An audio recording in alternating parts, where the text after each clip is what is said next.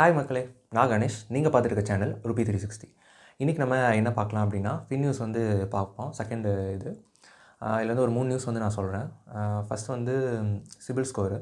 இந்த சிபில் ஸ்கோர் வந்து அப்டேட் பண்ணுறது இருக்கு இல்லையா, இந்த கிரெடிட் ஸ்கோர்லாம், அது வந்து பார்த்திங்கன்னா 30 நாள் வந்து கழிச்சு தான் அப்டேட் பண்ணுற மாதிரி இருந்தது. இப்போ வந்து அது வந்து 15 டேஸ் வந்து ஆர்பிஐ வந்து சொல்லியிருக்காங்க. இது என்ன அப்படின்னா, நான் வந்து Jan 6 வந்து சிபில் ஸ்கோர் வந்து எடுத்தேன். ஆனால் அது பார்த்திங்கன்னா ஹேஸ் ஆன் டேட் Jan 6ன்னு போட்டு நான் பே பண்ண அமௌண்ட் வந்து ரிஃப்ளெக்ட் ஆகலை. எனக்கு அவுட்ஸ்டாண்டிங் கொஞ்சம் அமௌண்ட் காமிச்சுது. ஏன்னா வந்து நான் Jan 3 வந்து ஃபுல் அமௌண்ட்டு பே பண்ணிட்டேன். எனக்கு 0 தான் காட்டணும் அவுட்ஸ்டாண்டிங்கில் அந்த ரிப்போர்ட்டில். ஆனால் அது வந்து எனக்கு ரிமைனிங் அமௌண்ட் வந்து காட்டுச்சு. என்னென்னு பார்த்தா அங்கே வந்து 31 December வரைக்கும் தான் அப்டேட் பண்ணியிருக்காங்க. அப்போ யூஸ்வலாக வந்து பேங்க் வந்து ஒரு மாதம் முடிஞ்சோடனே 31 அப்போ வந்து கிரெடிட் ஸ்கோர்ஸ் போடுறாங்க இல்லையா, அவங்களுக்கு வந்து ரிப்போர்ட் பண்ணுறாங்க. சிவில் இந்த மாதிரி கிரிஃப், ஹை மார்க் இதெல்லாம் இருக்குது இல்லையா, ஸோ அவங்க வந்து ரிப்போர்ட் பண்ணுறாங்க. ஸோ இதை வந்து இப்போ என்ன பண்ணியிருக்காங்க அப்படின்னா 15 டேஸாக வந்து குறைச்சிருக்காங்க.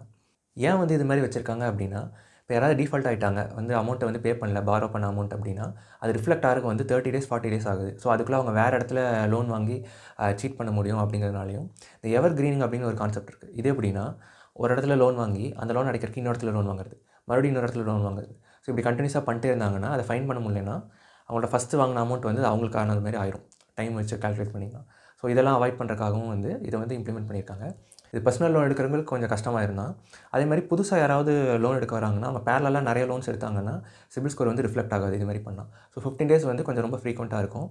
என்கிட்ட 1 வீக்கோ இல்லை உடனே வந்து அப்டேட் பண்ணுற மாதிரி இருந்தால் தான் அது கரெக்டாக இருக்கும். ஸோ அந்தளவுக்கு சிஸ்டம் வருது ஃப்யூச்சரில் வந்து வரும்னு எதிர்பார்க்கலாம். இது யாருக்கு யூஸ்ஃபுல்லாக இருக்கும் அப்படின்னா, ப்ராம்ப்டாக கரெக்டாக டிசிப்ளினாக பே பண்ணுறவங்களுக்கு வந்து இது யூஸ்ஃபுல்லாக இருக்கும். ஏன்னா அவங்க ஸ்கோர் வந்து 15 டேஸ் ஒன்ஸ் வந்து இம்ப்ரூவ் ஆகிறதுனால அவங்களுக்கு வந்து லோன் கிடைக்கும்போது வந்து கொஞ்சம் ஈஸியாக இருக்கும்.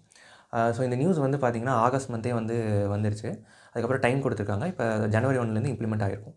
அப்போ வந்து இப்போது ஜனவரி 16 மேலே எடுத்தால் அது 15 வரைக்கும் டேட் காட்டணும்னு நினைக்கிறேன். நான் வேணால் ஃப்யூச்சரில் வேணால் செக் பண்ணி வந்து சொல்கிறேன். நெக்ஸ்ட் நியூஸ் வந்து இந்த பானிபூரியை பற்றி ஒரு கான்ட்ரவர்சி வந்து போயிட்டுருக்கு எக்ஸில். தமிழ்நாட்டில் வந்து ஒருத்தர் பானிபூரி விற்கிறவர் வந்து 40 lakhs மேலே ஏர்ன் பண்ணியிருக்காரு அப்படின்னு சொல்லி அவருக்கு ஜிஎஸ்டி நோட்டீஸ் அனுப்புனதாக வந்து ஷேர் பண்ணியிருக்காங்க. ஸோ அதுக்கு எல்லோரும் வந்து கமெண்ட் பண்ணியிருக்காங்க. மெடிக்கல் ப்ரொஃபஸர்ஸ்லாம் வந்து எங்களோட ஹையர் சேலரியாக இருக்குது, டேக்ஸ் பே பண்ணக்கப்புறம் எங்களுக்கு வர சேலரியோட இது வந்து ஹையராக இருக்குது அப்படின்லாம் வந்து போட்டிருக்காங்க. ஸோ அது என்னென்னு பார்க்கலாம். இந்த போஸ்ட்டை வந்து ஒருத்தர் எடுத்து ஃபேக்ட் செக் வந்து அனுப்பிச்சிருக்காரு. இப்போ பிடிஐ ஃபேக்ட் செக்னு இருக்கும். அந்த நம்பர் வந்து நான் இங்கே டிஸ்ப்ளே பண்ணுறேன். உங்களுக்கு ஏதாவது சோஷியல் மீடியாவில் இந்த மாதிரி ஏதாவது கான்ட்ரவர்சியாக இருக்குது, அதை ஏதாவது செக் பண்ணணும் அப்படின்னா நீங்கள் அதை அனுப்பிச்சு அங்கே செக் பண்ணிங்கன்னா அவங்க கரெக்டாக இல்லையாங்கிறத வந்து சொல்லுவாங்க.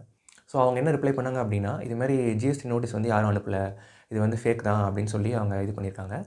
லாஸ்ட் இயர் வந்து கன்னியாகுமரியில் வந்து 40 lakh மேலே ஒருத்தர் வந்து டர்ன் ஓவர் பண்ணியிருக்காரு, ஹோட்டல் வச்சுருக்காங்க. ஸோ அவங்களுக்கு வந்து நோட்டீஸ் அனுப்பிச்சிருக்காங்க. இந்த மாதிரி ஜிஎஸ்டி நீங்கள் ரெஜிஸ்டர் பண்ணணும் அப்படின்னு சொல்லி நோட்டிஃபிகேஷன் அனுப்பிச்சிருக்காங்க. பொதுவாக வந்து இப்போ ஒருத்தவங்க பிஸ்னஸ் பண்ணுறாங்க அப்படின்னா அவங்களோட டர்ன் ஓவர் வந்து 40 lakhs மேலே இருந்தால் அவங்க வந்து ஜிஎஸ்டி ரெஜிஸ்ட்ரேஷன் பண்ணணும். அப்போ வந்து கவர்மெண்ட் நோட்டீஸ் அனுப்புவாங்க. இது அந்த நோட்டீஸு. அதை வந்து ஃபேக்காக இது பண்ணி இந்த மாதிரி பானிபூரிக்காரங்க தான் இது பண்ணியிருக்காங்க அப்படின்னு சொல்லி போட்டிருக்காங்க. டர்ன் ஓவர் அப்படின்னா என்ன அப்படின்னா, நம்ம சேல் பண்ணுற இது இருக்குது இல்லையா, இப்போ பானிபூரியே எடுத்துப்போம். அதை சேல் பண்ணி அவங்களுக்கு எவ்வளோ அமௌண்ட் வருதோ அந்த சேல்ஸ் தான் வந்து டர்ன் ஓவர் அப்படின்னு நம்ம சொல்கிறோம். அதுலேருந்து அவங்க எக்ஸ்பெண்டிச்சர்லாம் இருக்கும், இதை செய்யறதுக்கான ஐட்டம்லாம் இருக்கும். அதுக்கப்புறம் எலக்ட்ரிசிட்டி பில்லு, அப்புறம் அவங்க கூலி எல்லாமே சேர்த்து அதெல்லாம் மைனஸ் பண்ணணும். இதை மைனஸ் பண்ணி வர அமௌண்ட்டு தான் வந்து ப்ராஃபிட். இந்த ப்ராஃபிட் தான் அவங்களுக்கு இன்கமாக வந்து கவுண்ட் ஆகும். இப்போ சேலரிட் பர்சனுக்கு டைரெக்டாக எல்லாமே இன்கமாக கவுண்ட் ஆகிறதுனால அது அப்படியே வந்து டேக்ஸபிளாக இருக்கும். இவங்களுக்கு வந்து எது டேக்ஸபிளாக இருக்கும்னா, இந்த ப்ராஃபிட் இருக்கு இல்லையா, எக்ஸ்பென்சஸ் மைனஸ் பண்ணி வர ப்ராஃபிட், இதுதான் வந்து டேக்ஸபிள் இன்கமாக வந்து மாறும். ஸோ அதுக்கு ஏற்ற டேக்ஸ் தான் வந்து போடுவாங்க. அதனால் டேக்ஸ் வந்து எப்பவும் கம்மியாக இருக்கும். பட் யூஸ்வலாக வந்து கவர்மெண்ட் இப்படி பண்ணுறதில்ல. ஏன்னா எக்ஸ்பென்சஸ் வந்து கட் பண்ணால் எல்லோரும் எக்ஸ்ட்ரீமாக வந்து கட் பண்ண முடியும், அவங்களுக்கு அந்த ஆப்ஷன்ஸ் இருக்குது.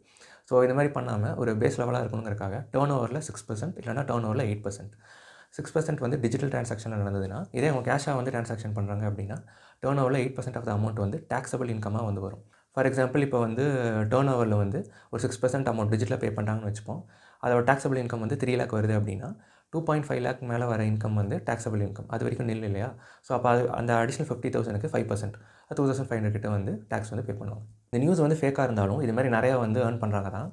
இதில் வந்து பார்த்திங்கன்னா அந்த 2.5 lakhs மேலே வரக்கூடாதுங்கிறதுக்காக ஒன்ஸ் 2.5 lakh வந்தோடனே அதை வந்து இன்னொரு அக்கௌண்ட்லேருந்து யூபிஐலேருந்து பேமெண்ட் வாங்குறது, ஸ்கேன் அண்ட் பேலேருந்து வாங்குறது, வேறு ஒருத்தரோட அக்கௌண்ட் இல்லை வந்து ரிலேஷன்ஸோட அக்கௌண்ட் இந்த மாதிரி வாங்குறது, அந்த மாதிரி பண்ணுறாங்க.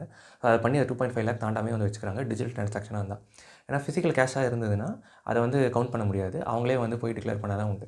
இது போக ஃபிசிக்கல் கேஷாகவும் வாங்கவும் ட்ரை பண்ணுவாங்க. ஸோ இதனால் என்ன ஆகும்னா, மோர் அண்ட் மோர் டிஜிட்டல் ட்ரான்சாக்ஷனாக கொண்டு வரும்போது நிறைய அக்கௌண்ட்டில் ஓப்பன் பண்ணலான்னு தோணும். அப்படி இல்லாட்டி நான் கேஷாக வாங்குறேன்னு தோணும். இது மறுபடியும் வந்து கேஷை நோக்கி புஷ் பண்ண ஆரம்பிக்கும். ஸோ இது ஒரு ஒப்பீனியனாக இருக்குது. இன்னொன்று என்ன அப்படின்னா, இது மாதிரி நம்ம வந்து நாலேஜ் தான் வந்து பெட்டராக காட்டணும். இப்போ நிறையா இப்போ ப்ரொஃபஸர் இருக்காங்க, அந்த மாதிரி டாக்டர்ஸ் இருக்காங்கன்னா, இவங்களுக்கு தான் ஹையர் சேலரி கொடுத்து இவங்க தான் பெட்டராக பேசி ரொம்ப சோஷியல் ஸ்டேட்டஸில் ஹையாக வச்சிருக்கணும். அப்போ பார்க்குறவங்க எல்லாருக்கும் என்ன தோணும் அப்படின்னா, சரி நம்மளும் இது மாதிரி வரணும்னு சொல்லி நம்மளும் நாலேஜ் கெயின் பண்ணுவோம்.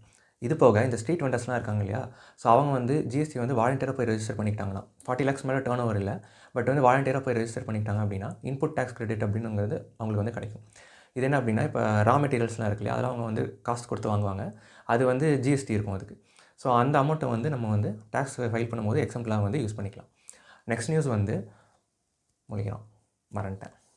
நெக்ஸ்ட் நியூஸ் வந்து இபிஎஃப்ஓ வந்து 3.0 வந்து கொண்டு வராங்க. இதில் என்ன சேஞ்சஸ் அப்படின்னா, இப்போ நம்ம பிஎஃப் வித்ட்ரா பண்ணுறோம் இல்லையா, அதுக்கு வந்து ஏடிஎம் வழியாக வித்ட்ரா பண்ணலான்னு சொல்லி அதுக்கு ஒரு கார்டு ஒன்று தருவாங்க. 50% ஆஃப் த அமௌண்ட் வந்து நம்ம வித்ட்ரா பண்ணிக்கலாம். இது போக லிமிட் சேஞ்ச் பண்ணுறது, அப்புறம் வெப்சைட்ஸில் சேஞ்சஸ் பண்ணுறதுலாம் இருக்கும் போல். இது வந்து இப்போ தான் சொல்லியிருக்காங்க. ஜூன், மே அந்த மாதிரி டைமில் வந்து சேஞ்ச் ஆகும். இந்த எம்ப்ளாயி ப்ரொவிடென்ட் ஃபண்ட் ஆர்கனைசேஷன் யாருன்னா, இவங்க வந்து ஒரு கவர்மெண்ட் ஆர்கனைசேஷன். இவங்க வந்து பென்ஷனையும் பிஎஃப் வந்து மெயின்டைன் பண்ணுறாங்க. இப்போ இங்கே பென்ஷன் அப்படிங்கிறது என்னென்னா, நம்ம ரிட்டையர் ஆனதுக்கப்புறம் மந்த்லி நம்ம கொடுக்குற அமௌண்ட் பென்ஷன். அது எல்லாருக்கும் தெரியும். ப்ரொவிடென்ட் ஃபண்ட் அப்படிங்கிறது ரிட்டையர் ஆன அப்புறம் ரிட்டையர் ஆன முடிஞ்சால் லம்சம் வந்து தருவாங்க. அது வந்து பிஎஃப் அமௌண்ட். இந்த பிஎஃப் அமௌண்ட்டை வந்து நம்ம பார்ஷியலாக வந்து வித்ட்ரா பண்ணலாம். ஏதாவது எமர்ஜென்சி, இப்போ ஏதாவது ஹெல்த் ஏதாவது இதாகிடுச்சு, இல்லை எஜுகேஷன், மேரேஜ், இப்போ கொரோனா டைம்லலாம் கூட வந்து எமர்ஜென்சின்னு சொல்லி நம்ம எடுத்திருப்போம். 50% வந்து எடுக்க அலோவ் பண்ணாங்க. ஸோ இது மாதிரி டைம்லலாம் நம்ம எடுக்கிறதுக்கு வந்து இந்த பிஎஃப் வந்து யூஸ் பண்ணிக்கலாம். பிஎஃப் கான்ட்ரிபியூஷன் வந்து பார்க்கலாம். இது வந்து எம்ப்ளாயர் வந்து 12%, எம்ப்ளாயி வந்து 12% வந்து கொடுத்துட்ருப்பாங்க. எதுலனா பேசிக் பேயில். ஸோ இந்த எம்ப்ளாயர் கான்ட்ரிபியூஷனில் இந்த 12%ல் அது வந்து 2ஆக பிரியுது. ஒன்று வந்து 8.33%, இதுதான் வந்து பென்ஷனுக்கு போகுது, எம்ப்ளாயி பென்ஷன் ஸ்கீமுக்கு போகுது. இன்னொன்று வந்து ரிமைனிங் 3.6% தான் வந்து நம்மளோட பிஎஃப்க்கு வந்து வருது. இப்போ டோட்டல் பிஎஃப் அமௌண்ட் எவ்வளோ அப்படின்னா, உங்களோட பேசிக் பேயில் 15.67% தான் டோட்டல். 12 வந்து நம்ம கொடுக்குறோம், 3.67 வந்து எம்ப்ளாயர் வந்து கொடுக்குறாங்க. இந்த ரிமைனிங் 8.33% வந்து எங்கேயும் இன்வெஸ்ட் பண்ண மாட்டாங்க. அது வந்து எங்கே போகும் அப்படின்னா, இப்போ ரிட்டையர் ஆகிருப்பாங்க இல்லையா, அவங்களுக்கு வந்து அந்த அமௌண்ட்டை தருவாங்க. ஸோ இது மாதிரி நம்ம ரிட்டையர்மெண்ட் ஏஜ் போகும்போது யார் பிகினிங்கில் வராங்களோ, ஸோ அவங்களுக்கு வந்து இந்த 8.33% ஆஃப் எம்ப்ளாயர் கான்ட்ரிபியூஷனை பிடிச்சி அது வந்து அவங்களுக்கு கொடுப்பாங்க. பிஎஃப் அமௌண்ட்டை வந்து நம்ம எதில் இன்வெஸ்ட் பண்ணோம் அப்படின்னா, கவர்மெண்ட் பாண்ட்ஸு, அதுக்கப்புறம் இந்த மாதிரி லார்ஜ் கார்ப்பரேட் கம்பெனிஸில் வந்து பாண்ட்ஸில் இன்வெஸ்ட் பண்ணுவாங்க. அப்படி இல்லைனா ஷேர் மார்க்கெட்டில் ஒரு 5 to 10% வந்து இன்வெஸ்ட் பண்ணுவாங்க. ஸோ இது வந்து சப்ஜெக்ட் டு மார்க்கெட் ரிஸ்க் அப்படிங்கிறதுனால ஃபிக்ஸ்டாக ஒரு இன்கம் வந்து அவங்களுக்கு ரிட்டையர்மெண்ட் அப்போ வரணுங்கிறதுனால பென்ஷனுக்கு மட்டும் தனியாக ஒரு அமௌண்ட் எடுத்து வச்சு அது எதுலையுமே இன்வெஸ்ட் பண்ணாமல் போன ஜென்ரேஷன் கிட்டேருந்து வாங்கி நெக்ஸ்ட் ஜென்ரேஷன் கொடுக்குறது வந்து நெக்ஸ்ட் ஜென்ரேஷன் கிட்டேருந்து வாங்கி போன ஜென்ரேஷன் கொடுக்குறது வந்து வழக்கமாக வச்சுருக்காங்க. முன்னாடி வந்து பென்ஷன் கிளைம் பண்ணும்போது இந்த ஜோனல் வைஸாக தான் வந்து வரும். ஜோனல் ஆஃபீஸில் போய் இருக்கிற மாதிரி வரும். குறிப்பிட்ட சில பேங்க்ஸை வச்சு தான் இது பண்ணுவாங்க. கொஞ்சம் இது லேட்டாகவும் ரொம்ப டஃபாகவும் வந்துட்டு இருந்துச்சு. இப்போ மோஸ்ட்லி வந்து 7 to 10 days வந்துடுது.